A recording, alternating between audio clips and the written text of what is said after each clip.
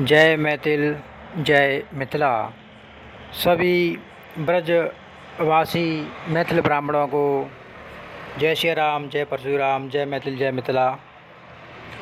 आज हम बात करने वाले मैथिल ब्राह्मण की उत्पत्ति कैसे हुई, इनको मैथिल ब्राह्मण किन्हें कहते हैं, इनका सरनेम जहाँ ओझा होता है वे मैथिल ब्राह्मण कहलाते हैं। इसके बारे में हम विस्तार से बात करते हैं। गंडकी नदी के किनारे से पूर्व चंपारण के अंत तक, गंडकी नदी के किनारे से पूर्व चंपारण के अंत तक विदेह भूमि कही जाती है। इस क्षेत्र को त्रिहुत भी कहते हैं। कुछ के छोटे भाई निमि के वंश का वृत्तांत ऐसा है कि इन्होंने गौतम ऋषि के आश्रम के समीप जयंत नगर बसाया। इन्हीं के वंश में राजा जनक हुए। इक्ष्वाकु वंशीय राजा निमि या निमिपाल, जिसे अब नेपाल कहते हैं, के शासक थे। मोक्ष प्राप्ति के लिए वे एक यज्ञ कर रहे थे। यज्ञ पूर्ण होने से पूर्व ही उनकी मृत्यु हो जाती है। यज्ञ में नियुक्ति विद्वान ब्राह्मणों को बड़ी चिंता हुई।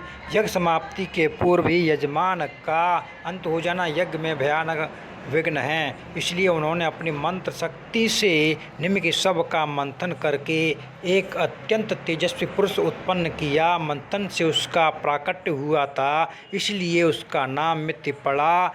यज्ञ मंडप में उत्पन्न होने से उसका नाम जनक पड़ा।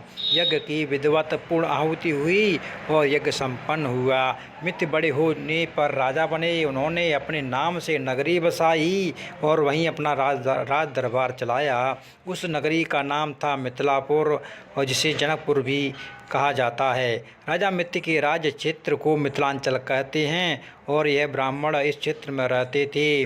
वे मैथिल ब्राह्मण कहलाए। जनक उद्भट विद्वान एवं ब्रह्मज्ञानी थे।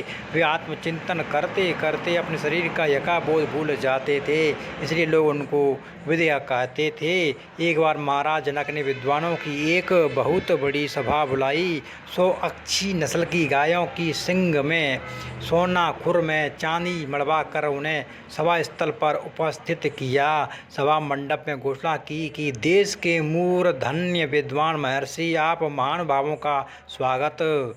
मेरी यह कामना है कि इस सभा में उपस्थित विद्वानों में जो सर्वश्रेष्ठ हो, जो सर्वश्रेष्ठ हो, वह स्वर्ण एवं रजत से विभूषित 100 सुंदर गायों को ले जाए।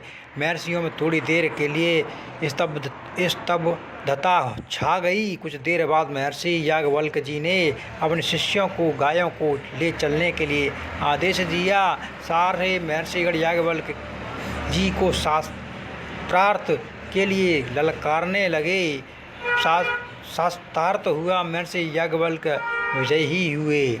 राजा जनक ने महर्षि याज्ञवल्क्य के शिष्यों को नाना प्रकार के रत्न और धन के साथ ग्राम दान देकर अपने राज्य में बसा लिया। जितने भूखंड पर जनक का राज्य था उसे मिथिला क्षेत्र कहते हैं। इस भूखंड पर बसने के कारण वे ब्राह्मण मैथिल ब्राह्मण कहलाए।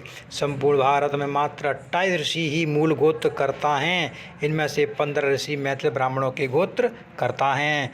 वे हैं number 1 Shandilya, number 2 Vatsa, number 3 Kashyap, number 4 Parashar, number 5 Bharadwaj, number 6 Katyayan, number 7 Gautam, number 8 Kaushik, number 9 Krishnatreya, number 10 Gargya, number 11 Vishnu Vriddhi, number 12 Savarni, number 13 Vashishtha, number 14 Kaundinya और 15 मौद्गल।